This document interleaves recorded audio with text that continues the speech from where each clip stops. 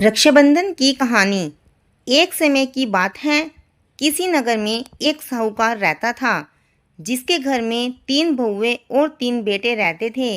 साहूकार की सबसे छोटी बहू बहुत ही सुशील और संस्कारी थी। साथ ही वह श्री कृष्ण की अनन्य भक्त थी। सावन के महीने में साहूकार की दोनों बड़ी बहुएं रक्षाबंधन के त्योहार पर अपने अपने पीहर जाने की तैयारी करने लगी।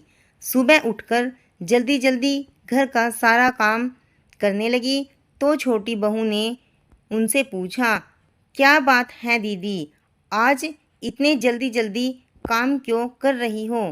तो उसकी जेठानियाँ बोली, कल रक्षाबंधन का त्योहार है, हमें अपने भाई को राखी बांधने के लिए अपने पीहर जाना है।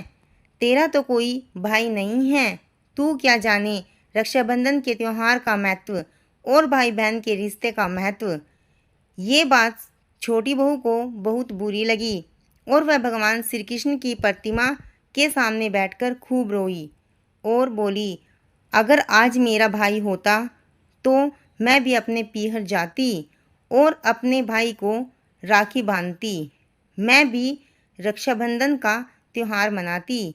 अगले दिन रक्षाबंधन का त्योहार था। सुबह सुबह उसके घर दूर के रिश्तेदार का भाई आया और साहूकार से बोला, ये मेरी बहन है, मैं इसके दूर के रिश्ते का भाई हूँ और इसे रक्षाबंधन के त्योहार पर अपने साथ अपने घर ले जाने के लिए आया हूँ। तब साहूकार का छोटा बेटा बोला, इसका तो कोई भाई नहीं है, तुम कौन हो? तब उसके समझाने पर साहूकार और उसका बेटा मान गया और उसके साथ छोटी बहू को भेजने के लिए तैयार हो गए। परंतु छोटी बहू के पति के मन में कुछ शंका थी। वह बोला, आप इसे ले तो जाइए, लेकिन इसे लेने के लिए मैं खुद आऊँगा। ऐसा कहकर उन्होंने छोटी बहू को उसके भाई के साथ भेज दिया।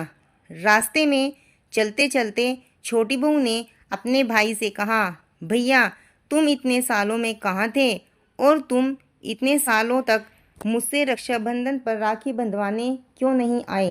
तब उसका भाई बोला, बहन मैं 7 समुंदर पार प्रदेश में कमाने के लिए गया था। फिर वे चलते चलते घर पहुंच गए। घर पहुंचने पर उसकी भाभी ने अपनी ननद का खूब स्वागत सत्कार किया। फिर उन्होंने रक्षाबंधन का त्योहार मनाया। छोटी बहू ने अपने भाई को राखी बांधी। ऐसे ही हंसी खुशी कुछ दिन बीत गए। एक दिन सुबह छोटी बहू का पति उसे लेने उसके घर आया। महल जैसा घर ऐशो आराम देखकर वह चकित रह गया। भाई और भाभी ने उसका खूब स्वागत किया। दूसरे दिन सुबह उसके भाई और भाभी ने उसके घर के लिए रवाना किया। विदा करते समय उसके भाई और भाभी ने उसे खूब सारा सोना चांदी हीरे जवाहरात आदि दिए। थोड़ी दूर चलने के बाद उसका पति बोला, अरे मैं गलती से अपना कुर्ता वहीं भूल आया हूँ। तब वह बोली, कोई बात नहीं, आपका कुर्ता तो बहुत पुराना हो गया था। अब अगर कुर्ता लेने वापस जाएंगे तो हमें घर पहुँचते पहुँचते अंधेरा हो जाएगा। तब वह बोला, नहीं मैं अपना कुर्ता वापस ले ही आता हूँ। ऐसा कहकर वे दोनों उसके भाई के घर वापस रवाना हो गए। जैसे ही वे दोनों भाई के घर पहुँचे तो उन्होंने देखा कि उसके भाई के महल जैसे घर की जगह एक बड़ा सा पीपल का पेड़ है और उस पर छोटी बहू के पति का कुर्ता टंगा है। यह देखकर वह बहुत नाराज हुआ और अपनी पत्नी से बोला, ये क्या काला जादू है? बता कौन था वो जो तेरा भाई बनकर तुझे यहाँ लाया था? मुझे तो शुरू से ही शक था, इसलिए तुझे लेने आया था। बता कौन था वो? ऐसा कहकर वो छोटी बहू को मारने लगा। इतने में तेज प्रकाश के साथ भगवान श्री कृष्ण स्वयं प्रकट हुए और बोले, मत मारो इसे, यह मेरी बहन है।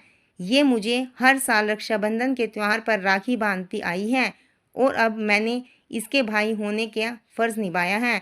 मैंने इसे अपनी बहन माना है। छोटी बहू और उसका पति हाथ जोड़कर श्री कृष्ण के चरणों में गिर गए। दोस्तों, अगर आपको मेरी ये धार्मिक जानकारी अच्छी लगी हो तो प्लीज़ मेरी वीडियो को लाइक करें, ज़्यादा से ज़्यादा शेयर करें। अगर आप मेरे चैनल पर नए हैं तो प्लीज़ मेरे चैनल को सब्सक्राइब करें। धन्यवाद।